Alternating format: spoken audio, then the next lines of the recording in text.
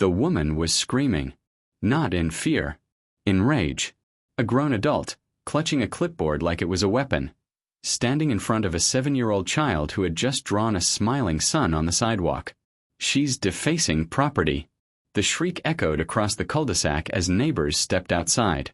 Some laughed. Others pulled out their phones. My daughter, barefoot in the grass, held a piece of pink chalk like it was a crime scene. Her rainbow wasn't even finished. And standing between them, me. A mother. A nurse. And now, apparently, the leader of a full-scale suburban rebellion against the HOA. If you've ever dealt with an HOA that took themselves a little too seriously. If you've ever stood up for your kids, your neighbors, or just common sense. Then hit subscribe, because this channel is where we expose the chaos, clash with Karens, and tell the stories most HOAs wish you'd never hear.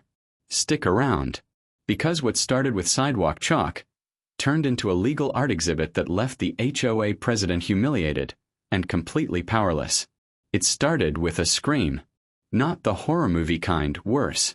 This was the piercing, high-pitched, morally offended gasp of an HOA president watching a child draw a smiling sun on a sidewalk. She's defacing property. The woman shrieked, her voice sharp enough to slice concrete. Clipboard in hand, sunglasses reflecting her own self-righteousness, she pointed at my 7-year-old like she was calling in an airstrike. Ella froze mid-rainbow, pastel chalk in her hand. The sun she'd drawn wore tiny sunglasses. It even had a little smile. But in Beverly Claymore's eyes, it might as well have been gang graffiti. Neighbors poked their heads out. One man started filming. A dog barked. And I, standing between my daughter and a woman with way too much power and far too little joy, knew right then. This was war. If you've ever dealt with a power-hungry HOA, or watched someone weaponize rules just to ruin someone else's day, you're in the right place. We tell the real stories these clipboard crusaders don't want going viral. So hit that subscribe button, because you're not just watching drama. You're joining the resistance. Now back to the chalk. 2 weeks earlier. My name's Claire. I'm a nurse, a mom of 2, and apparently an art criminal. We moved into Sunnydale Oaks 2 years ago. The brochures promised clean streets, friendly neighbors, and safe spaces for families. What they didn't advertise was the secret clause. All joy must be pre-approved by the HOA board. My daughters, Ella, age 7, and Lucy, 5, are sunshine in human form. The kind of kids who wave at garbage trucks, name every squirrel, and believe the sidewalk in front of our house is a canvas for the universe. Every sunny afternoon, the chalk came out. Our walkway transformed into a parade of pastel animals, flowers, rocket ships, and sometimes, Lucy's specialty, lopsided dinosaurs. They drew hopscotch courts, wrote sweet notes to neighbors, even once sketched a thank you message for the mailman. And people loved it. Mr. Tompkins from 3 doors down gave them candy once. Ms. Iris, who rarely left her porch, would just sit there smiling. Joggers slowed to admire the colors. Dogs sniffed curiously. Even the local teens started leaving little chalk doodles of their own. For a while it felt like something magical. It wasn't just drawings, it was connection. And then came the letter. The notice that started it all. I found it folded perfectly in our mailbox. Stamped with the dreaded HOA logo. A tiny tree perched over a sterile little fence. It smelled like printer ink and pettiness. Violation notice. Unauthorized sidewalk use and public property defacement via non-permanent materials. Further infractions may result in fines or board action. Below the notice was a photograph. A candid shot of Ella, crouched happily on the pavement, coloring a rainbow. Like it was evidence in a criminal investigation. I stared at the paper. Blinked, laughed, and then fumed. I checked the bylaw booklet. Nowhere, I repeat, nowhere, did it mention sidewalk chalk. It mentioned landscaping, trash cans, noise limits. But nothing about children's art washing away with the next rain. At first, I assumed it was a mistake. Surely, this was meant for someone else. The guy who still had Christmas lights up in March, or the teenager who blasted bass at midnight. But nope. The picture was crystal clear. And worse. The letter was signed. Beverly Claymore, president of the Sunnydale Oaks Homeowners Association. The first confrontation, I didn't yell. I didn't threaten. I walked down to the HOA office, a converted garage next to the clubhouse, the next morning, just to ask, just to understand. The room smelled like lemon-scented control. Beige walls, a dry fern in the corner, clipboards as far as the eye could see, and there she was, Beverly Claymore, 60-something, posture like a steel rod, hair as sharp as her tone. If authority had a haircut, it would be hers. She didn't smile. She assessed. "Ah," she said, her voice dripping with passive aggression. "You must be the chalk parent." I introduced myself, explained that my girls were drawing innocent things. Flowers, rainbows, smiley faces. That it all washed away. That it brought joy. Beverly blinked slowly, adjusted her blazer like she was preparing for a deposition. "We've had complaints," she said coldly. "Sidewalk chalk is a gateway. Disorder leads to disrespect. We have standards, Ms. Rivers. Standards we must uphold. Standards." I repeated. "They're kids. They're drawing hearts. On a sidewalk." Beverly's mouth curled. Not a smile. More like a threat. "If we allow one child to draw, what's next? Teenagers tagging fences? Driveways covered in? Slogans?" She made slogans sound like a slur. "This isn't a canvas, Ms. Rivers. It's a community." The fallout begins that night. I told my daughters they couldn't use chalk anymore. Ella's eyes welled up. "Did we do something bad?" She whispered. Lucy looked horrified. "Is chalk illegal?" I shook my head, heartbreaking. "No, sweethearts. But some people don't like happiness when they can't control it." They didn't understand. How could they? They're children. All they knew was that their joy, their art, was suddenly forbidden. I considered dropping it. I'm a busy mom. I work night shifts. I didn't have time to argue with a bureaucracy fueled by petty tyranny. But then I opened our community Facebook page. And that's when everything changed. Facebook firestorm, there it was, a thread titled, "Chalk Concerns. Do we have a problem with graffiti?" Posted by none other than Beverly Claymore herself. The caption read, "Community standards are being ignored." Photos below show clear examples of unauthorized public surface use. Is this the image we want for Sunnydale Oaks? Below it, 6 pictures, all from my sidewalk. Ella's son, Lucy's castle, the hopscotch board with little stars. And then, the comments. Some people sided with Beverly, the rule huggers who think joy should be silent and beige.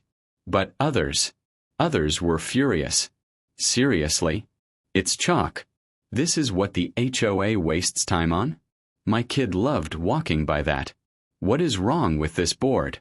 The post had over 90 comments in 3 hours. People were tagging neighbors. Screenshots were being shared. One guy, Mark I think, threatened to draw a giant unicorn in front of his driveway in protest. I wasn't alone anymore. And that's when something clicked. They wanted me to feel powerless, like I had to ask permission to let my kids be creative. But I wasn't powerless. I had people. I had momentum. And if Beverly Claymore wanted to start a war over sidewalk chalk, then I'd give her a masterpiece. If you asked most people in Sunnydale Oaks who ran the HOA, they'd say the board. But if you really lived here, really paid attention, you knew the truth. There was no board. There was Beverly Claymore.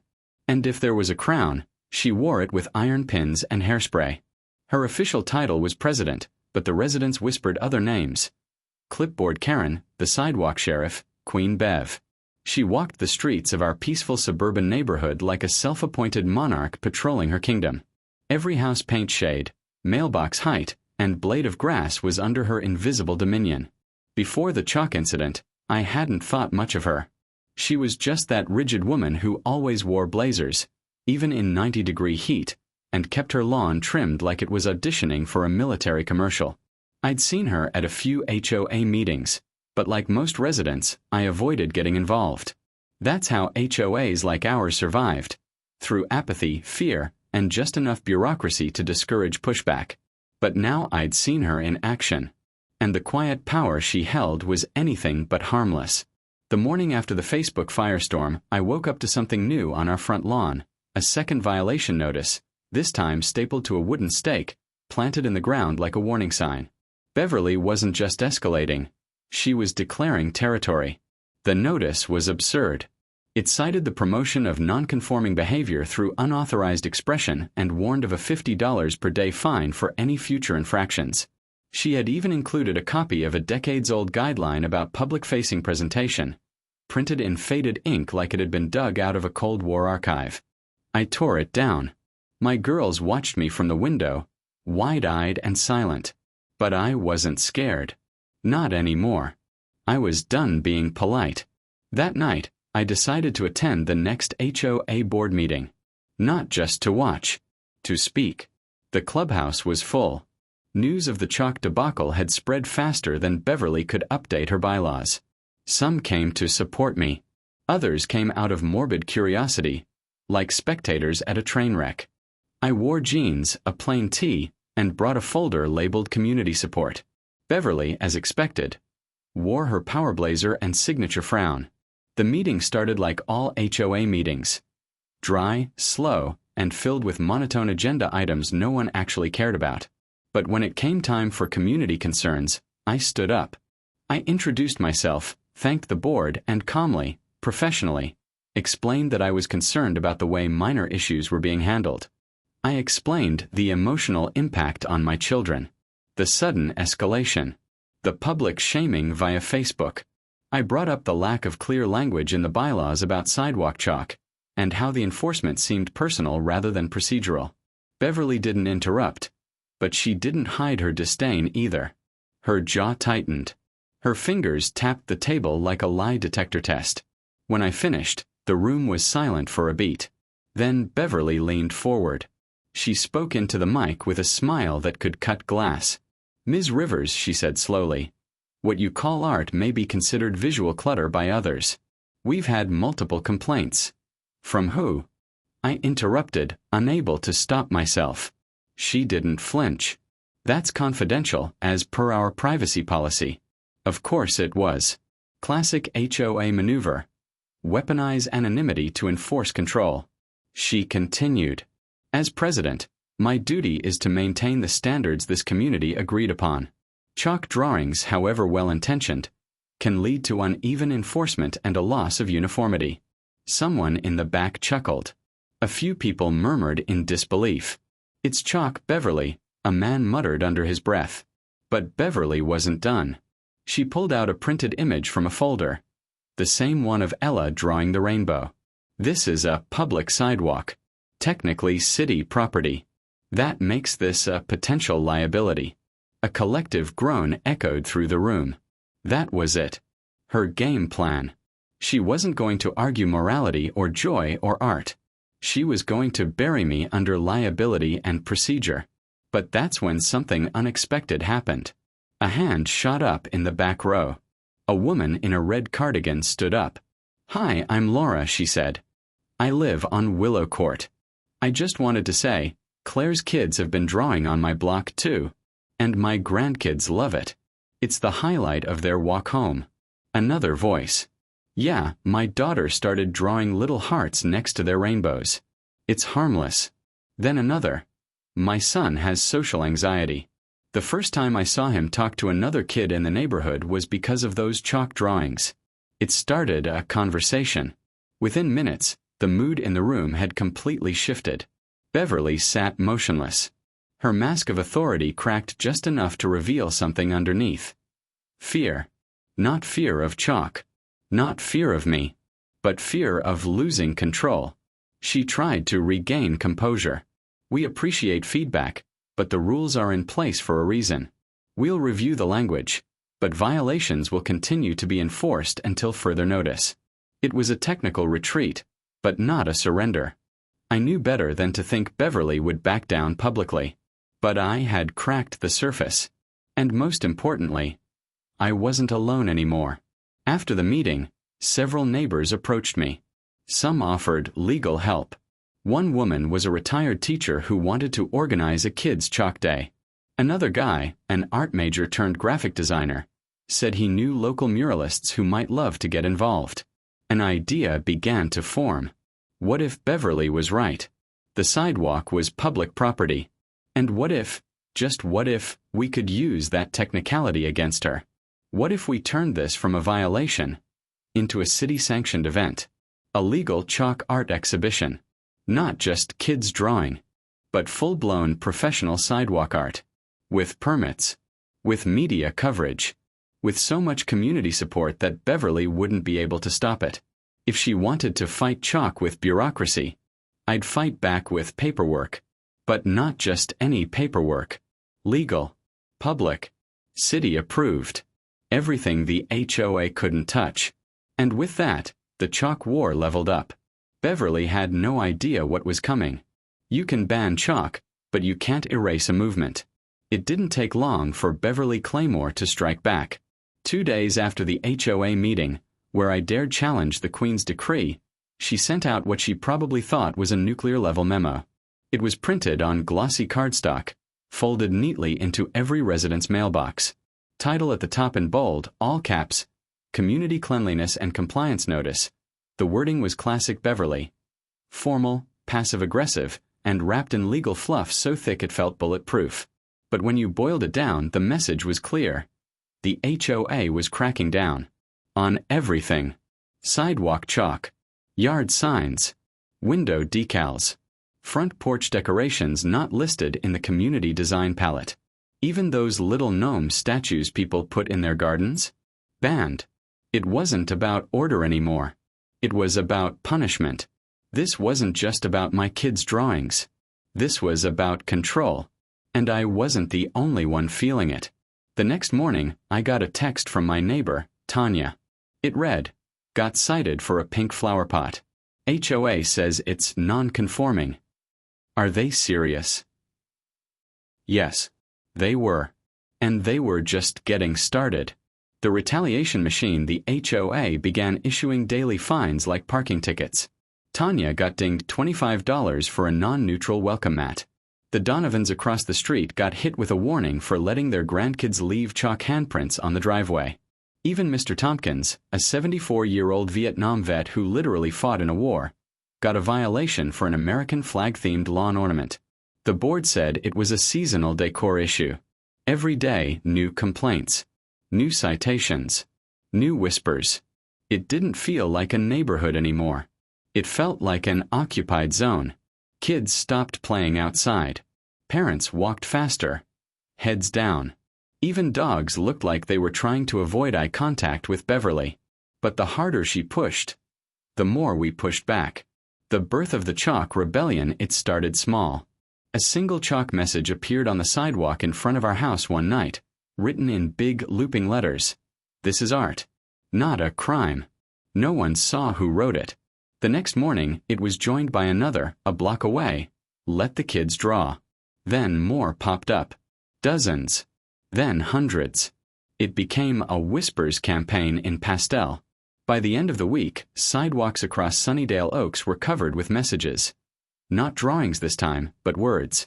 Statements. Resistance. Some angry. Some hopeful. All united by a single theme. We live here too. Of course, Beverly lost her mind. She called an emergency board meeting.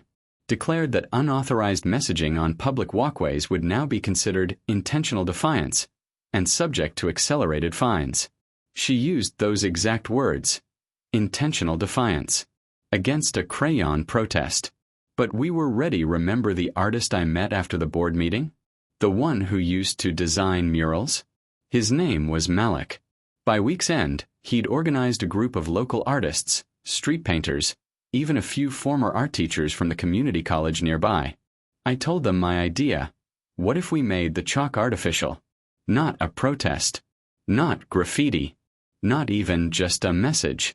A public sidewalk art exhibition. Legal. Registered. Permitted. Untouchable. Malik loved it. He called it the Whimsy Walk. So we got to work.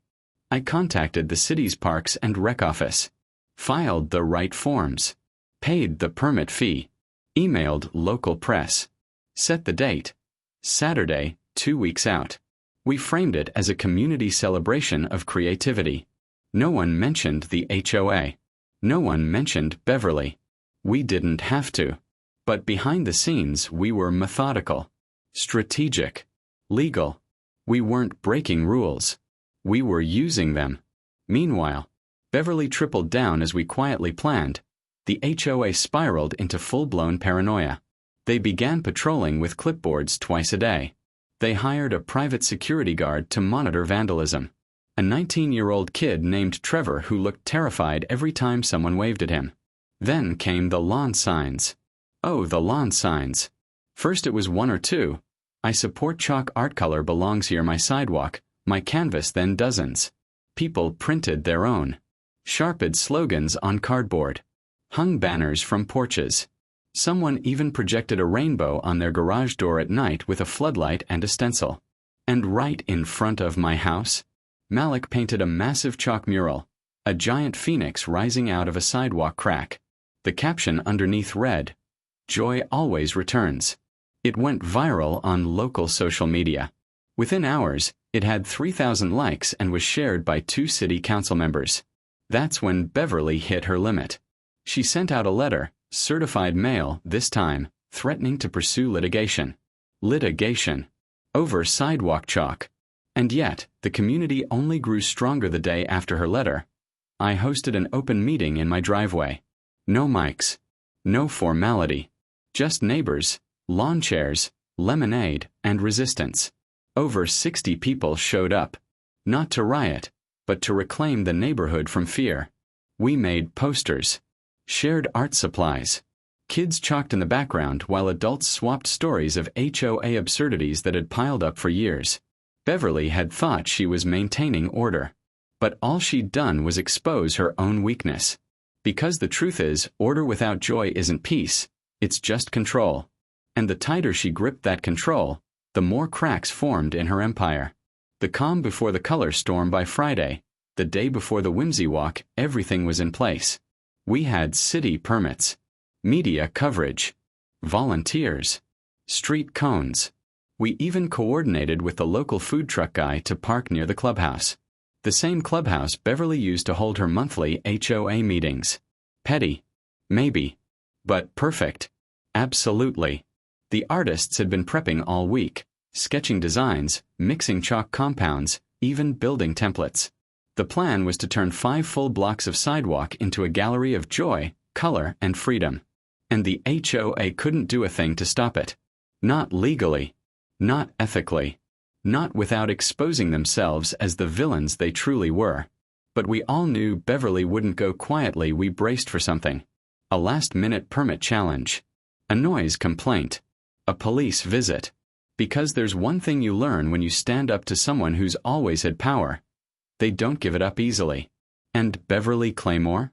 She wasn't just losing control. She was watching a neighborhood wake up without her. Tomorrow, the sidewalk would speak louder than any bylaw. And this time, everyone would be watching. Saturday morning dawned bright and clear, as if the sun itself was eager for the revolution. Our little suburban neighborhood was buzzing like a beehive on caffeine. For weeks, Beverly had tried to snuff out even a whisper of chalk, but now the entire community was about to flood the streets with it. Legally, loudly, and proudly. I arrived early, heart pounding like a snare drum, to find volunteers setting up orange cones and stringing colorful banners with the words Whimsy Walk fluttering in a mild breeze. Malik and his crew were already chalking, kneeling in the sun as they transformed plain gray sidewalks into vibrant canvases. Giant flowers unfurled their petals, twisting dragons curled through spirals of color, and hopeful slogans like joy is resistance and color has no crime spilled across concrete. Kids ran free, chalk sticks flying from their hands as neighbors gathered in small clusters, sharing snacks, laughter, and stories of the absurd HOA battle that brought them together. The media showed up in droves. Cameras rolled, reporters interviewed me, Malik, and even some of the kids. One local news anchor called it a grassroots stand for community spirit against a strict, faceless bureaucracy. It felt like a victory before the real fight even began. But Beverly Claymore wasn't about to let this go unchallenged. By noon, a black SUV pulled up near the clubhouse, and out stepped 2 city code enforcement officers, clipboard in hand. Their faces were stern but professional, and the crowd fell silent as they began inspecting the artwork. I held my breath. The officers conferred quietly, then approached me. "We received a complaint," one said. "We need to verify the permits and ensure everything is within city guidelines." I handed them the permit papers, official, city-issued, signed and stamped. I explained that the event was fully sanctioned, legal, and a peaceful community gathering. They nodded. "Very well." Then, almost as an afterthought, one asked, "But what about the HOA? Any permits required from them?" I shook my head. "This is city property, public sidewalks. The HOA has no jurisdiction." The officers exchanged glances but made no objection. It was a small victory, but a critical one. The twist: the HOA strikes back, with an unexpected ally just as the crowd began to relax. Phones started buzzing. I saw texts and calls flying in from neighbors. Beverly Claymore had just dropped a bombshell, and it wasn't what anyone expected. It turned out that Beverly had quietly recruited the local neighborhood watch captain, Jerry, known by most as a mild-mannered retiree who kept to himself, to file a formal lawsuit against the event. But here's the twist. Jerry was also a longtime friend of the city's code enforcement chief. And that meant Beverly had leverage she hadn't revealed. By mid-afternoon, an emergency city council meeting was called. Jerry testified that the event was a public nuisance, citing vague concerns about safety risks, encouragement of vandalism, and possible allergic reactions to chalk dust, claims that sounded more like desperate grasping than legitimate complaints. But here's where it got twisted. Behind closed doors, the HOA had pushed for a temporary restraining order to halt the event. The city council, pressured by Beverly's allies and Jerry's carefully crafted testimony, agreed to review the order that afternoon. That meant the Whimsy Walk could be shut down mid-event. Tension explodes as word of the potential restraining order spread. The mood shifted. What started as a sunny celebration became a charged standoff. Neighbors who'd laughed and chalked earlier now whispered nervously. Volunteers checked their phones obsessively. Malik gathered the artists and said if they shut us down, we don't just pack up quietly. We'll make it impossible for them to erase this. I knew what he meant. Then Beverly herself showed up, unexpectedly. She stepped onto the sidewalk, eyes cold and sharp, her clipboard tucked under one arm. She wore her signature blazer, but this time it was undone, as if she was preparing for battle. She began pacing the street, talking loudly enough for everyone to hear.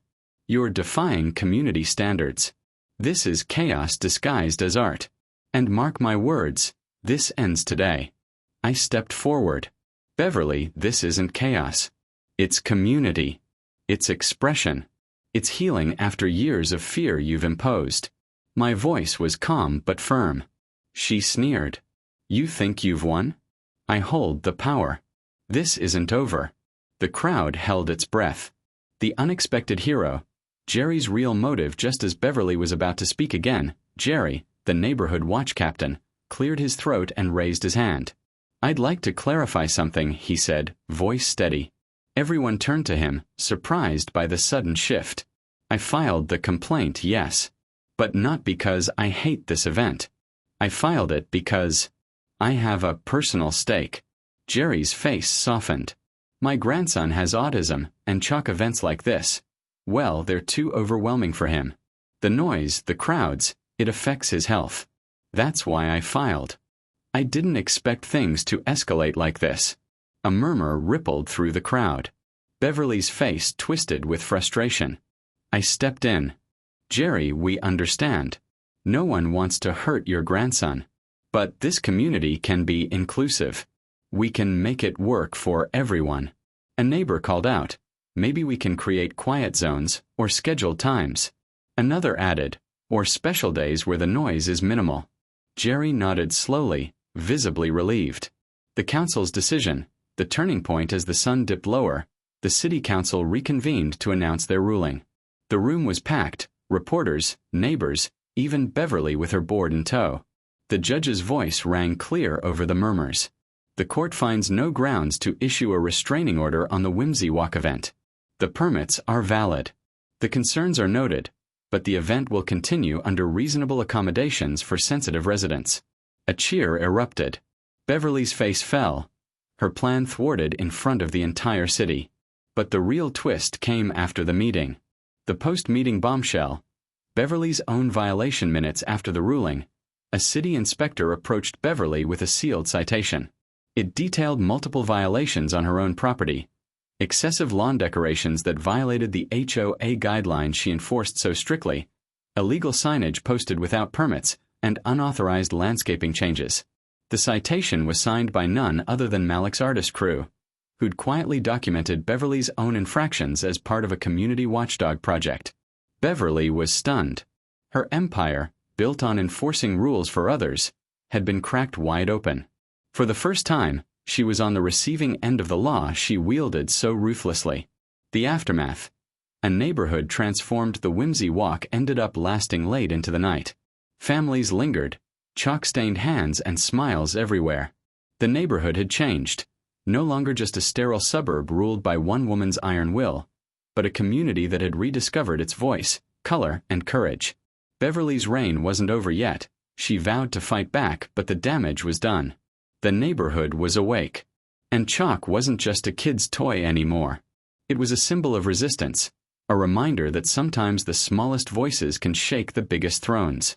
As I watched my girls draw their final rainbow arcs before bed that night, I knew one thing. The chalk had won. The morning after the Whimsy Walk felt surreal. Our neighborhood, once so suffocated by fear and silence, was humming with new energy. Sidewalks still bore colorful chalk designs, now fading gently under the soft glow of the sun, like proof that the battle had been real and won. The kids were out again, drawing freely without glances over their shoulders, their laughter filling the air in a way I hadn't heard in years. But beyond the celebration, the fallout from the showdown with Beverly Claymore was still unfolding, and it was clear that this wasn't just a local skirmish. This was a turning point. First and foremost, the real winners were the community itself. We had stood up not just for sidewalk chalk, but for our right to joy, creativity, and freedom on our own streets. The Whimsy Walk became more than an art event. It became a symbol, a rallying cry for homeowners everywhere dealing with controlling HOAs. Malik, the artist who'd become our unlikely general in this chalk war, was hailed as a local hero. His murals now permanently grace the community center walls, reminders of how art and courage can change lives. Families who had previously felt powerless were now organizing neighborhood watch parties, not to enforce rules, but to protect community spirit. Tanya and Mr. Tompkins, once silent victims of petty fines, became vocal advocates for fairness and kindness. Even Jerry, the neighborhood watch captain who'd initially tried to stop the event out of concern for his grandson, became a bridge builder. After the council ruling, he worked with us to develop inclusive event guidelines, ensuring that future gatherings could welcome everyone, sensitive or not. His unexpected role in the story reminded us that sometimes, even opposition can turn into allyship when we listen and collaborate. The losers, and then there was Beverly Claymore. Her power, once so absolute, crumbled in the harsh spotlight of public scrutiny and legal defeat. The city citations on her own property hit hard, a poetic justice for a woman who wielded rules like weapons but couldn't follow them herself. More devastatingly, the community she tried to control turned their backs on her. Board members quietly resigned or were voted out in a special election called after the dust settled.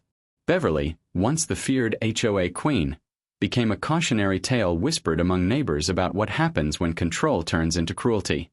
She tried to regroup, threatening lawsuits and slinging accusations, but her words fell flat. Her reputation was tarnished. No one wanted to back a leader who had lost touch with the people she was supposed to serve. In the end, her greatest loss was trust, and that, for a community leader, is the hardest thing to regain. The true victory, but here's the real victory.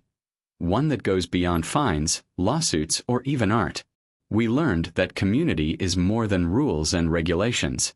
It's about connection, respect, courage. By standing up against Beverly's iron grip, we reminded ourselves and others that no rule is worth the cost of fear. That even in the face of bureaucracy and bullying, ordinary people can reclaim their homes and their happiness. The chalk was a simple tool, but it became a weapon of hope, a symbol of defiance that anyone could wield. It proved that sometimes, small acts of creativity and unity can shake the foundations of control. A message to every viewer: so if you're watching this, feeling trapped by unfair rules, nosy neighbors, or power-hungry HOA boards, remember this story. You are not alone. And you don't have to be silent. Find your community. Find your voice. And if you need to, pick up some chalk. Because when we stand together, even the smallest strokes can paint a brighter future.